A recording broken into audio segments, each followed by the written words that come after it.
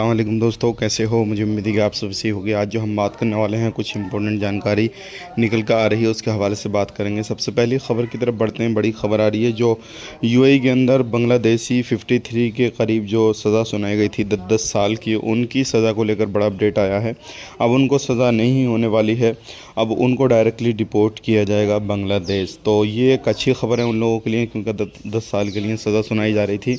अब वो directly UAE से निकाल दिए जाएंगे। अगली खबर की तरफ बढ़ते हैं। अगली खबर आ रही है निकल के, जैसे जो लोग कब्ज़ा कर लेते हैं जगहों पे, अलग अलग जो गवर्नमेंट की जगह होती हैं, ऐसे ही जो 2 ऊँट चराने वालों को पकड़ा गया है। और कुछ ऊँट थे जो क्या अरबी ने एक कब्ज़ा कर ऊँट रखे हुए था, ऊँटों को पकड़ा गया और जो है 2 प्रवासियों को पकड़ा गया। उनके कफिल के अरबियों के ऊपर अब कानूनी कार्रवाई की जाएगी, उनके ऊपर जो भी है मुकदमा वगैरह चलेगा।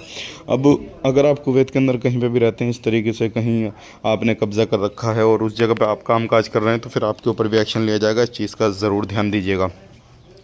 बात कर लेते हैं यहाँ पे जो डिलीवरी ड्राइवर, फूड डिलीवरी या कार ड्राइवर, लगभग कुवैत के अंदर 47,000 के करीब जो है ये कार ड्राइवर वगैरह कर रहे हैं, चल रही हैं। और इसमें 3,000 के करीब ऐसी हैं जो कि बिना लाइसेंस के चलाई जा रही हैं। तो अगर आपने अभी लाइसेंस नहीं बनवाया है या फिर कोई ऐसी कंपनी में काम करते हैं जिनके पास में लाइसेंस नहीं है, तो ज़रूर जो है अपना काम शुरू करा लें और अपना काम कंप्लीट कराएं, पक्का कराएं, नहीं तो बाद में आपको परेशानी हो सकती है।